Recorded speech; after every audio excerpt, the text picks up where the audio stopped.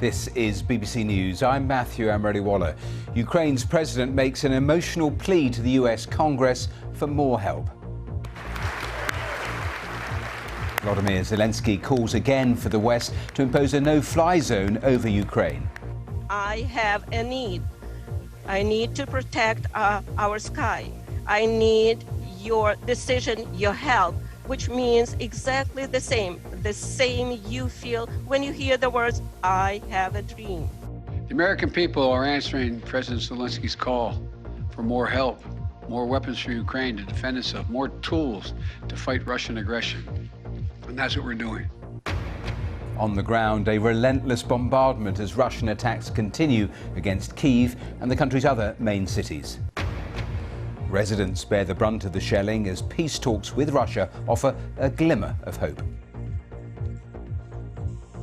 And I'm Lise Doucette in Kyiv, a capital city under curfew, under intensifying Russian artillery fire, even as Russian and Ukrainian negotiators say they're making progress.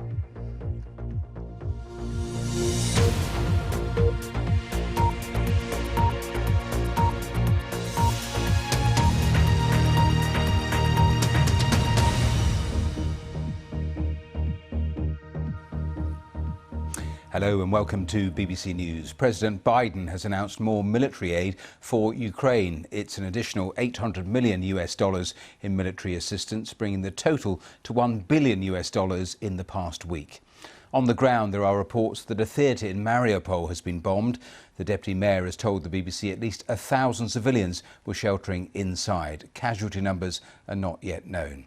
Russian shelling continues in many Ukrainian cities, including the capital, Kyiv. Let's head there now and speak to our chief international correspondent, Lise Doucette. And Lise, reports of more shelling there in the capital in the last hour or so.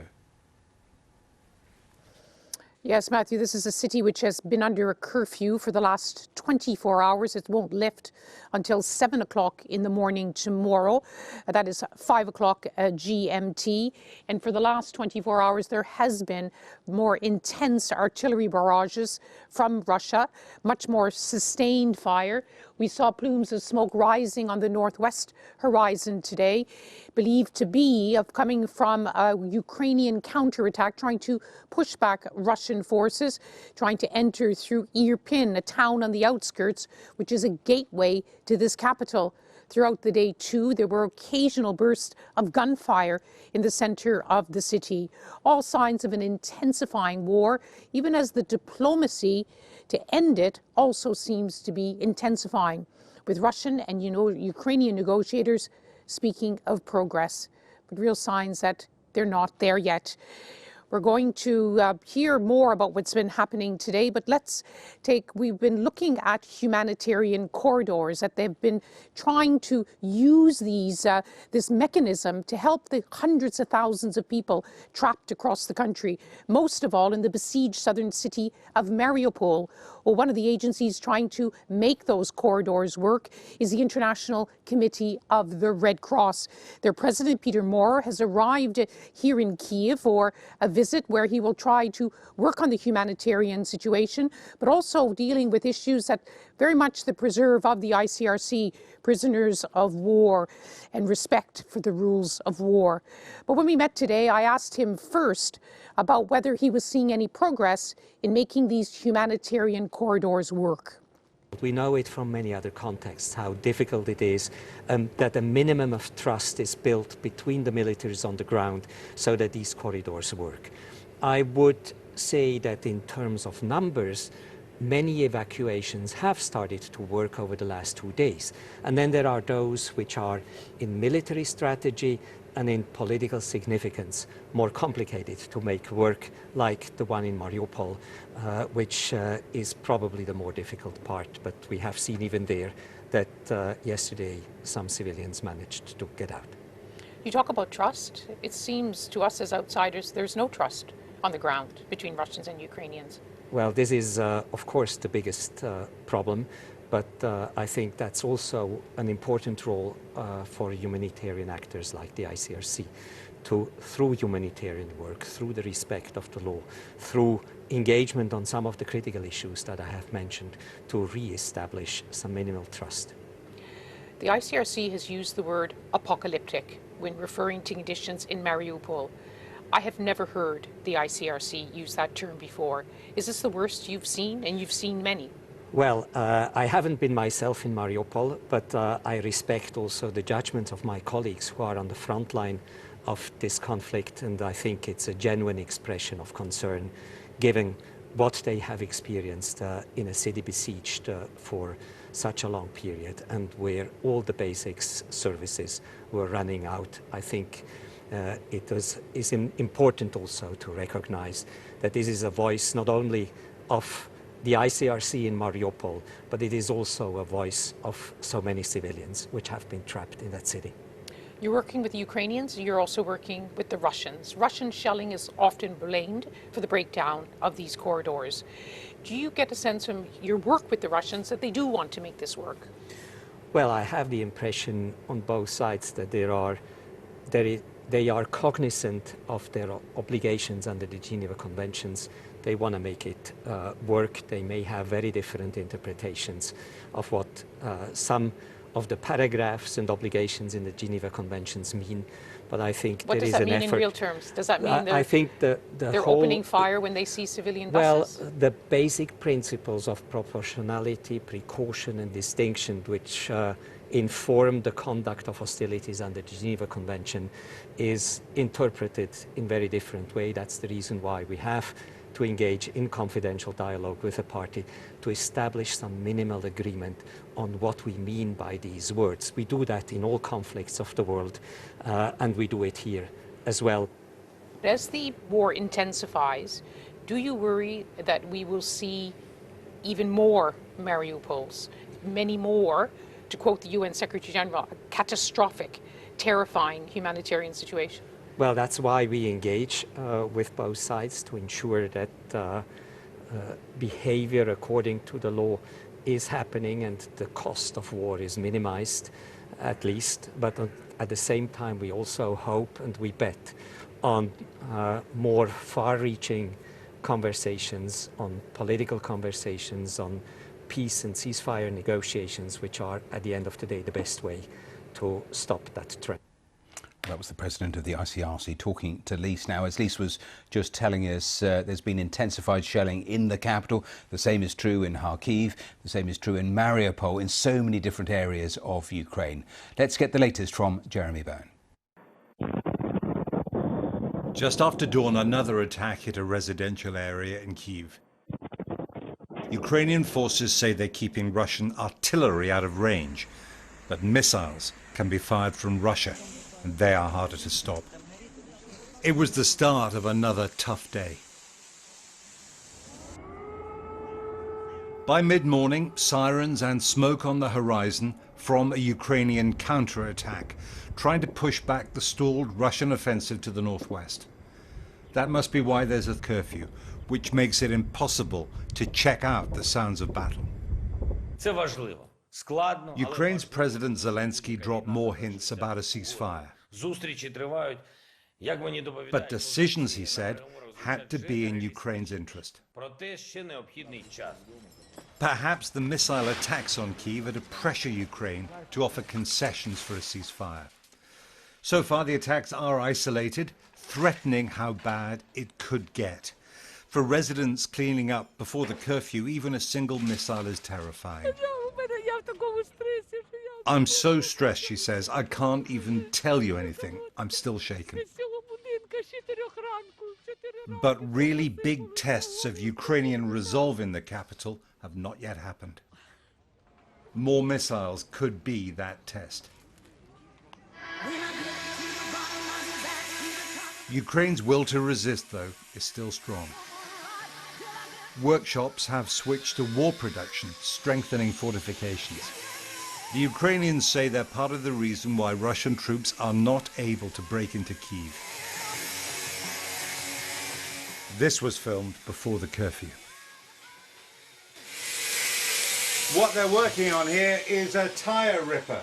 The idea is that anyone driving over this will get their tyres destroyed, and they've even got little extra bits that go into the tyre to make it even worse. After 3 weeks, is a ceasefire possible? If not, will Russia punish this city? Would that break Ukraine's will to fight? Jeremy Bone, BBC News, Kyiv. Well, the BBC's World Affairs editor John Simpson is in Istanbul. Now, Turkey's foreign minister is shuttling between Moscow and Kyiv. I spoke to John a little earlier and asked him about Turkey's role. The two sides don't really need an intermediary. They've been talking together now for a matter of days. Okay, they had their first meeting here on Turkish soil, but essentially Turkey doesn't really have very much of a role to play between two countries that are starting to get into the serious business of negotiation, as far as we can tell from the outside. But there is the fact that Turkey, I think, feels it needs to justify its decision not to introduce sanctions against Russia like every other country in NATO did. And they can justify it by saying, well, we can't take action against one side or the other in this because we've got a role to play. I think that there may be a future role if it does come to the question of President Zelensky meeting President Putin face to face, and maybe that'll need a little bit of extra help from the outside.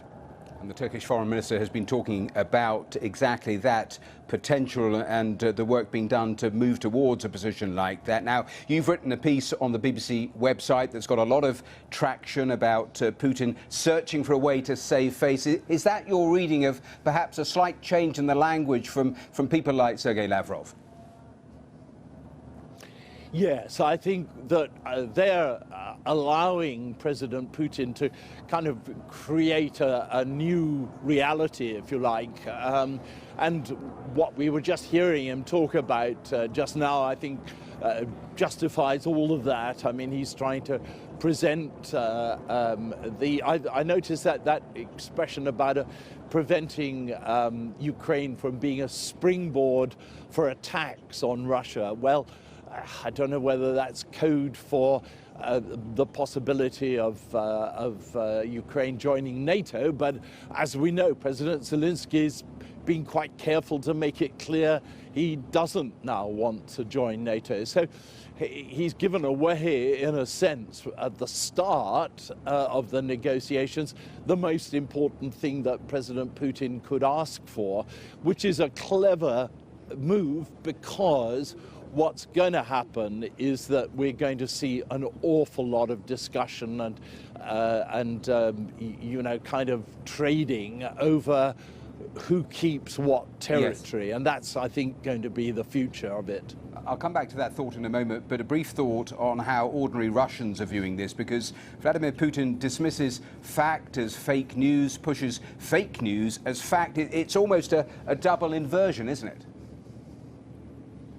Yeah, it's the Donald Trump system, isn't it? And people who want to believe it will believe it. I mean, we saw with Trump how many people believed him just saying that black was white and white was black. And Putin is doing precisely the same thing. He knows that most older people, certainly in Russia, want to be reassured about this and want to believe what they're told.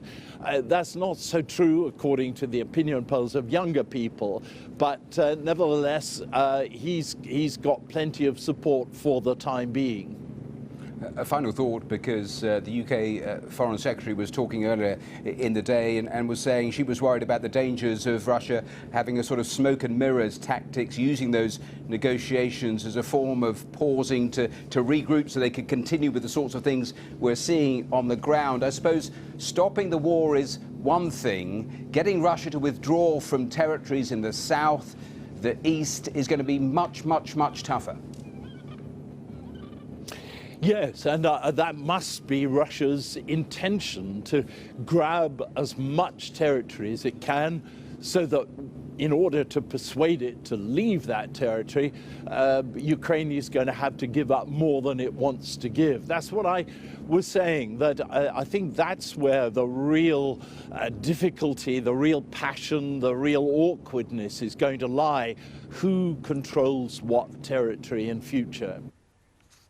Well, that was John Simpson in Istanbul. Let's turn to those events that we've seen in Washington a little earlier, because a few hours ago we saw Ukraine's President Zelensky making an emotional appeal to the US Congress. He was speaking via a video link from Kyiv and thanking the Americans for the support so far, but again urging the US to go further, to have a no-fly zone and to give more assistance in Ukraine's fight against Russia. Well, Sarah Smith, our North America editor, has just sent this report.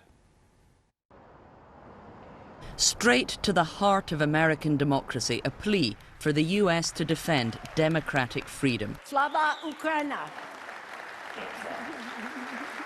He got a hero's welcome from lawmakers, although they will not give the Ukrainian president the no-fly zone he's asking for. Showing a video of brutal Russian bombardment, Zelensky drew a direct comparison with Pearl Harbor and 9/11, times when the US was attacked from the sky. Russian troops have already fired nearly 1,000 missiles at Ukraine, countless bombs. They use drones to kill us with precision. This is a terror that Europe has not seen for 80 years. President Biden, you are the leader of the nation, of your great nation. I wish you to be the leader of the world. Being the leader of the world means to be the leader of peace. President Biden today signed off on an additional $800 million of military assistance for Ukraine. What's at stake here are the principles that the United States and the United Nations and across the world stand for. It's about freedom. It's about the right of people to determine their own future. It's about making sure Ukraine will never be a victory for Putin, no matter what advances he makes on the battlefield. With this impassioned plea, President Zelensky is challenging President Biden to defend the very idea of democracy against autocracy, increasing the pressure on the US to do more to support Ukraine. But Biden is adamant. To impose a no-fly zone would risk escalating this conflict into a world war. Hundreds of portable surface-to-air Stinger missiles have already been sent to Ukraine, with many more on the way, along with anti-tank weapons, guns and ammunition to help defend against Russian attacks. The US is promising a total of $13 billion for Ukraine in weaponry and humanitarian aid. There is a deep cross-party commitment to help as much as possible, but also a firm resolve that US forces or aircraft will not, cannot get involved in this conflict. Sarah Smith, BBC News, Washington. Well, one lawmaker who was there listening to President Zelensky's address was the Democratic Congressman Mike Quigley. I asked him a little earlier what that moment was actually like. You know, very moving, very powerful. You could hear a pen drop. And during that video, I'm sure that you heard people crying and sobbing and reacting, as you would imagine. So I think President Zelensky did an outstanding job, as he has done before your parliament in a Zoom call we had a Saturday ago, expressing the needs of the Ukrainian people. I suppose the easier bit is to applaud President Zelensky for his bravery and Ukraine's bravery, but the harder bit is to accept and to deliver on some of those things that he is pleading for from America. No, that's right. The way I said it at a rally in Chicago was hopes and prayers are appropriate and helpful, but when you're dealing with Putin, hopes, prayers, and missiles, javelins, stingers, and all the weapons that Ukraine need, they help a lot more. So what do you think America should now be doing? We've seen the action taken so far, but in terms of that help, you heard what President Zelensky asked for, the no-fly zone, more armory and weaponry. What more should the US be actually sending and doing? Well, as we work with our NATO allies, I think we continue the pressure using sanctions. We continue the existing military aid that we are providing. But I do think we have to add more. As we learned since the Second World War, air supremacy is incredibly important. And if we don't do more in that vein, We're going to continue to see maternity hospitals flattened and escape routes blocked. And I'm just not prepared to do that. I am prepared to back President Zelensky for what he needs. And again, as he said, if you won't close the skies, give me the planes. And if they don't do that, at least give them the missiles and other weaponry necessary to take down these planes. You're not going to take down a Russian bomber with a javelin. So I don't think this is escalating. I think this is matching the threat. Clearly, Putin is escalating, and to an extreme nature, we now see indiscriminate bombing of nuclear power plants, of civilians, the specter of chemical warfare. But we simply have to match him at every point. Just to be clear, on the no-fly zone, what is your position? Because you know what your president's position is, and you alluded to it, that he views, NATO views it as an escalation potentially. What is your view? You know, I think we should have a no-fly zone. We've done it before in Bosnia. We've done it before in Libya. And again, we were told that the extreme sanctions were escalatory and dangerous. You know, lethal weaponry was seen as escalatory, and now what was seen as escalatory is standard practice. We can't continue to be 2 or 3 steps behind. And I think the basis for this is really, we keep hearing, well, you know, we will fight for every inch of NATO, but, you know, we're not going to escalate in a non-NATO country. When you saw the videos today of young children being killed, should it matter that their parents live in a NATO country or not? And hasn't Ukraine earned it with the Budapest Memorandum, with the fight they are taking?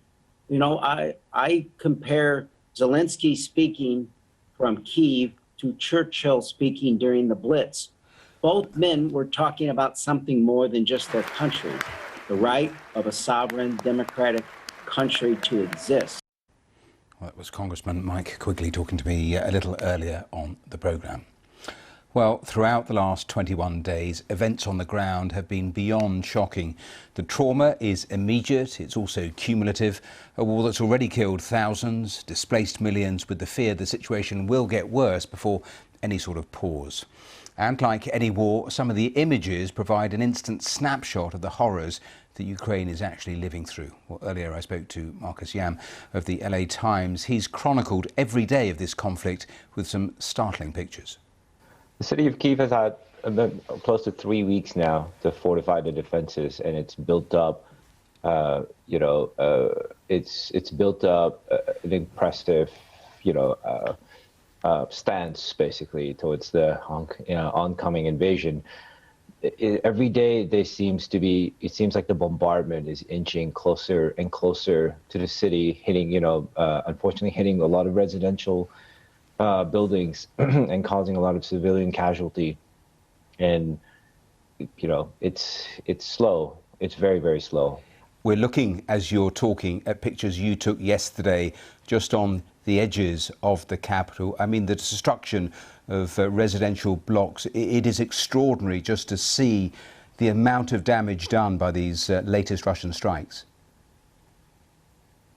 Yeah, I mean, bombardment, it does that. It's devastating. And I don't think, it's not something you want to wake up to. I mean, a lot of these bombardment happen in the wee hours of the morning, in the darkness. And I for a second just imagine if you were sleeping at home and and all of a sudden an artillery round comes into your building. It's something else. You'll never live through past that trauma. You've taken a lot of pictures from nearby Irpin, and that is close to the capital. It's where we've seen also terrible scenes where people have been killed as they try to escape. And we were talking about Mariupol only a few seconds ago. The same was true in Irpin, where people are making really terrible choices about whether to make a dash for an escape or to stay put. Tell me more about what you filmed there. They were, a lot of people have since left Mariupol. Pardon me. A lot of people have since left Irpin. There were a lot of evacuations, and there's still pockets of residents in Irpin that choose to remain. I've talked to folks on the west side of Irpin that refuse to leave, partly because they have nowhere else to go. A lot of them have cited that the fact that it's complicated because they have, origins from like the Donetsk or like the Mariupol areas, and they say they don't feel safe leaving Irpin. Some people just choose to stay because they feel like, they have faith that, that the Ukrainian forces will hold the line. Well, a little of the interview I did with Marcus Yam from the LA Times a little earlier on the programme. That brings us to just about the end of the programme. The latest line in terms of Mariupol, the Russian Defence Ministry denying it has carried out an airstrike against a theatre in Mariupol. The council there saying that that theatre had been hit where many, many civilians were actually sheltering. Do stay with us because we'll have the latest on that and the rest of what's happening in Ukraine on BBC News. But thanks for watching so far. See you tomorrow. Hello, staying cold across southeastern parts of Europe. Temperatures below average for the time of year, and in fact turning a little colder still into the southeast. This area of low pressure has brought some impacts, particularly into Iberia. You can see the extent of the cloud here. And we continue with it close by Spain, particularly during Thursday, just feeding in plenty of showers across eastern parts of the country in particular, and quite strong winds along the coastline as well. As we look towards the southeast, well,